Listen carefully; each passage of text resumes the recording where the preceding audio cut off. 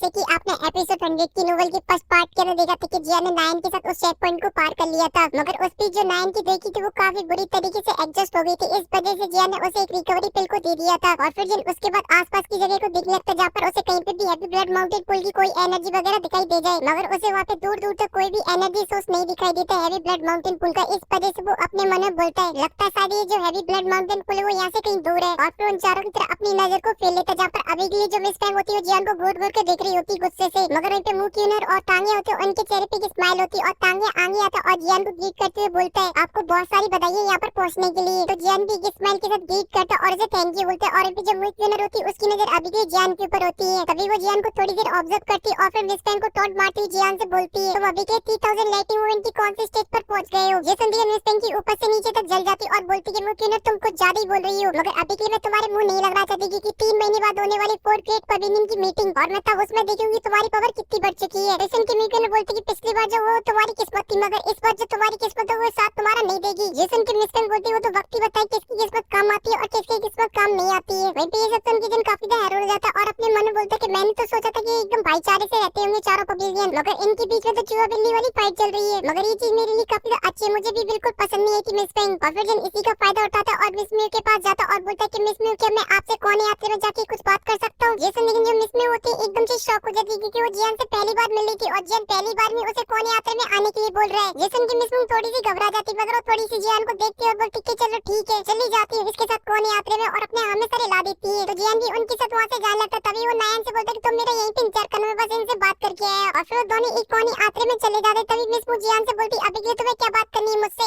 ये सुन के जियान बोलता है कि मेरा नाम जियान है और क्या आप मुझे ये बता सकती कि आप फेंग जुनजी की डिसेबल हो। ये सुन के मिस म्यू थोड़ी सी हैरान हो जाती और बोलती है बच्चा बच्चा जानता है कि मैं फेंग जुनजी की डिसेबल हूँ, क्या तुम्हें ये भी नहीं पता था। ये सुन के जियान एक स्माइल कर देता और बोलता है कि मैं बस कंफर्म करा था और अगर आप फेंग जुनजी की डिसेबल हो तो डेफिनेटली आप उनकी लोकेशन के बारे में भी जानती होगी। ये सुन के मिस म्यू एकदम से हैरान हो जाती और बोलती आखिर में तुम हो कौन और मेरे टीचर के बारे में इतनी ज्यादा इंफॉर्मेशन क्यों ले रहे हो। ये सुन के एकदम से रुक जाता और कुछ सोच विचार करने लगता और फिर गहरी सांस लेता और बोलता है मैं फेंग जुनजी के एक बहुत ही करीबी दोस्त का डिसेबल हूँ और मेरे टीचर ने फेंग जुनजी से मिलने के लिए मुझे बोला था। ये सुन के मिस म्यू बोलती है आखिर तुम कौन से फ्रेंड की बात कर रहे हो, क्या तुम उनके बारे में मुझे कुछ बता सकते हो। ये सुन के थोड़ा सा रुक जाता और फिर कुछ सोचता और बोलता है अभी के लिए मैं उनके बारे में तुम्हें कुछ भी नहीं बता सकता हूँ, मगर तुम्हें आगे चल के मेरे टीचर के बारे में पता चल जाएगा। और ये सभी बातें जियान इसलिए बोल रहा होता है क्योंकि अभी के लिए उसे फेंग जुनजी के बारे में बिल्कुल भी आइडिया नहीं था कि वो आखिर में कितने तो पावरफुल है, और साथ ही मास्टर यालो ने उनके बारे में जो कुछ बताया था अब वो पहले जैसे हैवी है कि नहीं है। इस पर डिसीजन बिना कुछ जाने पहचाने मास्टर के बारे में कुछ नहीं बताना चाहता था। और ये जो मिस म्यू होती वो भी ज्यादा जांच पड़ताल नहीं करती और जियान से बोलती है अभी के लिए जो मेरे मास्टर वो बहुत ही बड़े घुमक्कड़ है, इस वजह से वो पूरे टाइम घूमती रहती है, मगर तुम्हें एक मौका मिल सकता है मेरे मास्टर से मिलने के लिए क्योंकि 3 महीने बाद एक बहुत ही बड़ी मीटिंग होने वाली है चारों पवेलियन के बीच में। अब वहाँ पर मेरे मास्टर आएंगे और तब तुम वहाँ पे मिल सकते हो उनसे। और इस बार जो मीटिंग की लोकेशन विंड लाइटिंग पेन के मेन हेडक्वार्टर में। ये सुनिए ने अपने सर को पकड़ लेता और बोलते वो तेरी लग गई लंका, क्योंकि वैसे जो मेरे विंड लाइटिंग पेन के साथ जो रिश्ते चल रहे हैं वो कुछ ज्यादा खास चल नहीं रहे हैं और अगर मुझे फेंग जुनजी से मिलना है तो मुझे उनके मेन हेडक्वार्टर के अंदर जाना होगा जहाँ पर तो डाउ जूम भी होगा। इस वजह से अगर वहाँ पे कोई पंगा दंगा हो गया तो फिर वहाँ से मेरा बचना ऑलमोस्ट नामुमकिन है। जब मिस म्यू जियान को परेशान होते हुए देखती तो वो जियान से बोलती कि इसमें मैं कुछ भी नहीं कर सकती हूँ क्योंकि जो ग्रेड 4 पवेलियन की जो मीटिंग होने वाली वो अभी के लिए डिसाइड की गई है विंड लाइटिंग पवेलियन के अंदर और मेरे मास्टर फॉलिंग स्टार पवेलियन से इस वजह से वो इस मीटिंग के अंदर जरूर आएंगे, तब तुम्हें मौका मिल सकता है उनसे मिलने का। और ये सुन के थोड़ी देर तक सोच विचार करता और बोलते ठीक है 3 महीने बाद ना देखता हूँ। ये सुन के मिस म्यू काफी ज्यादा हैरान हो जाती और बोलते तुम सच में वहाँ पे जाने की सोच रहे हो क्योंकि उस मीटिंग के अंदर वो पेकियन तो होगा साथ ही बाकी के चीफ भी होंगे और साथ ही विंड लाइटिंग पेन का मेन हेड भी। इस वजह से अगर तुम्हें उन लोगों ने पकड़ ली तो फिर तुम्हारा बचना ऑलमोस्ट नामुमकिन है। इस वजह से अगर तुम कोई भी कदम आगे चल के उठाते हो तो इसमें मेरी कोई भी जिम्मेदारी नहीं होगी। ये सुन के जियान बोलता कि मुझे पता है कि मैं क्या करने वाला हूँ और मुझे अपनी बहुत ही अच्छे से लिमिट्स भी बताएं, इस वजह से आप बिल्कुल भी टेंशन मत लो। और फिर अपने मन में बोलता कि मुझे ये रिस्क तो लेना ही होगा फेंग जुनजी से मिलने के लिए क्योंकि जैसा कि मास्टर यारो ने बताया था कि फेंग जुनजी का और उनका जो रिश्ता वो काफी ज्यादा अच्छा है और अगर रिश्ता उनका रियल में ऐसा निकला तो ये मेरे लिए काफी ज्यादा फायदेमंद होगा क्योंकि सेंट्रल पेन के अंदर अभी के लिए मेरा कोई भी सपोर्टर नहीं है। अगर फेंग जुनजी मेरे सपोर्ट में आ जाता तो ये मेरे लिए काफी ज्यादा फायदेमंद रहेगा, फिर सेंट्रल पेन के अंदर मुझे इन छोटे मोटे पवेलियन से डरने की कोई भी जरूरत नहीं होगी और साथ ही सबसे इम्पोर्टेंट बात मेरे लिए मास्टर को बचाने के लिए एक बड़ा सपोर्ट भी होगा। तभी मैं बोलती कि जैसा कि तुम बोले कि तुम मेरे मास्टर के फ्रेंड की डिसेबल हो और अगर ये बात सच होती तो फिर मेरे मास्टर तो विंड लाइटिंग पेन से डेफिनेटली बचा लेंगे क्योंकि उनके सामने तो अच्छे लोगों को घुटने टेकने पड़ते हैं। ये सुन के जियान की आंखों में एक अलग ही चमक आ जाती और वो थैंक यू बोलता मिस म्यू को और फिर पार्क की तरफ देखकर जहाँ पर अभी के लिए काफी सारे लोग आ चुके थे। ये देखकर जियान बोलता कि अब हमें चलना चाहिए और ये बोल के वो दोनों वहाँ से आ जाते हैं और जैसे जियान वहाँ पे पहुंचता चेक पॉइंट को पार करने वाले लोगों को काउंट करने लगता जहाँ पर उसे पता चलता कि अभी के लिए 9 लोगों ने चेक पॉइंट को पार कर लिया है, मगर अभी के लिए जो हैवी ब्लड माउंटेन पूल है उसके अंदर जो सीट है वो सिर्फ 8 है इंसानों के लिए। और तभी जो नोटिस करता है कि यहाँ पे ज्यादा लोग आने में जो सबसे बड़ी गलती वो उसी की, क्योंकि उसकी वजह से जो सोनी वेब से हमला कर रहे होते माउस वो टूट चुके थे, जिस वजह से बहुत ही आसानी से लोग इस चेक पॉइंट को पार कर रहे थे। मगर फिर भी इनकी जो पावर थी वो बिल्कुल भी कम नहीं थी, वो अभी के लिए 9 से ज्यादा पावरफुल थे। और साथ ही अभी के लिए वहाँ पे जितने भी लोग थे सभी लोगों ने इस चेक पॉइंट को पार करने के लिए जो टेस्ट था वो दे दिया था। अब जो बचे हुए लोग थे अब उनको वापस जाना था यहाँ से। और जो लोगों ने सक्सेसफुली इस चेक पॉइंट को पार कर लिया तो वो पार्क के ऊपर खड़े होते, तभी अचानक से उनके पास जिंसी आ जाती है, तो सभी लोग उनको ग्रीट करते हैं। मगर तभी जिंसी उन सभी लोगों से बोलते कि अब तुम लोग मुझे फॉलो करो, और ये बोल के सभी लोग उनका पीछा करने लगते। जहाँ पर थोड़ी दूर चलने के बाद एक पहाड़ के ऊपर आ जाते हैं, जहाँ पर जो एनर्जी थी वो काफी ज्यादा ऊपर नीचे हो रही होती है, और ऐसे वो थोड़ी दूर तक ट्रेवल करते रहते। मगर तभी वो जाकर एक जगह पे रुक जाते हैं, जहाँ पर उनके सामने एक बहुत ही बड़ा वोल्केनो होता है, और इसी के बीच में एक छोटा सा पूल होता है, जिसे देखकर जिंसी बोलते कि ये हैवी ब्लड माउंटेन पूल, जो कि अभी भी अपनी करंट स्टेज के अंदर नहीं है, मगर जब तुम इसके अंदर एंटर करोगे तब ये अपनी करंट स्टेज के अंदर होगा। और साथ ही इसका जो साइज है वो भी काफी बड़ा हो जाएगा, क्योंकि ये बाहर की नेचुरल एनर्जी को कंज्यूम करेगा अपने अंदर। और उसी टाइम तुम लोग को जाकर इसके अंदर कल्टीवेशन करना है, और फिर तुम्हारे तो मजे मजे के यहाँ पे जो तुम्हारी कल्टीवेशन होगी वो कईयों गुना ज्यादा फास्ट होगी बाहर की दुनिया के कंपैरिजन में। मगर तुम एक बात का ध्यान रखो, तुम ज्यादा नीचे मत जाना, क्योंकि वहाँ पर एक बहुत ही खतरनाक पॉइजन है, जिसकी वजह से तुम अपनी जान से हाथ भी धो सकते हो। और साथ ही तुम्हें 3 दिन के अंदर इस पूल से बाहर आना होगा, नहीं तो वो पॉइजन फिर भी तुम्हारी बॉडी के अंदर जा सकता है, और फिर वो तुम्हारी हड्डियों के अंदर कंबाइन हो जाएगा। उसके बाद तुम्हारे टीचरों को भी इससे निकालना बहुत ही मुश्किल हो जाएगा। यहाँ तक इस पूरी ब्रेक की कोऑर्डिनेट के अंदर कुछ ऐसे एल्केमिस्ट जो इस पॉइजन को बाहर निकाल सकते हैं। जैसे निकल वहाँ पे खड़े हुए जितने भी लोग होते सभी की एकदम से हवाइयाँ उड़ जाती है, मगर उनके जो जियान होता है उसे इस बात से बिल्कुल भी फर्क नहीं पड़ता, और वो जिंसी की बॉडी को चेक करते हुए बोलता है, अच्छा जो जिंसी की बॉडी के अंदर जो मैंने पॉइजन को देखा था वो अभी के लिए इस हेवनली ब्लड माउंटेन पूल से आया है, जैसे फ्लेम पॉइजन बोला जाता है। तभी जिंसी बोलते कि अभी के लिए मैं जैसा देख पा रहा हूँ कि तुम लोग 9 लोग हो, मगर जो सीट है वो अभी के लिए 8 है, इस वजह से आप लोग डिसाइड कर लो आप में से कौन एक यहाँ से बाहर जाना चाहता है। जैसे वहाँ पे माहौल एकदम से गर्म होने लगता है, सभी लोग एक दूसरे की तरफ देखने लगते हैं, तभी जिंसी वहाँ से जाने लगते हैं, मगर तभी उनके एकदम से कदम रुक जाते और वो जियान की तरफ देखते और बोलते कि जियान तुम मेरे पीछे हो। जैसे उनकी जियान की एकदम से फ्रीज उड़ जाते और बोलते अबे ये क्या हो रही है, ये मुझे क्यों ले जा रहा है कौन यात्री में। मगर जियान अभी के लिए पे कुछ कर भी नहीं सकता था, इस वजह से वो नाइन से बोलते कि तुम बस थोड़ी देर मेरा इंतजार करो, मैं अभी के लिए आता हूँ। ये बोल के वो जिंसी के पीछे चला जाता, तभी जिंसी थोड़ी दूर जाते और जियान से बोलते कि तुम्हें पता है कि मैंने आकर तुम्हें यहाँ पे क्यों बुलाया है। मगर तभी यहाँ पे जिन को भी आदत, तभी जिन उनको भी ग्रीट करता और बोलते कि अभी के लिए आपकी बॉडी के अंदर एक पॉइजन है, जिस वजह से आपकी बॉडी के अंदर काफी इंटरनल इंजरीज है। जैसे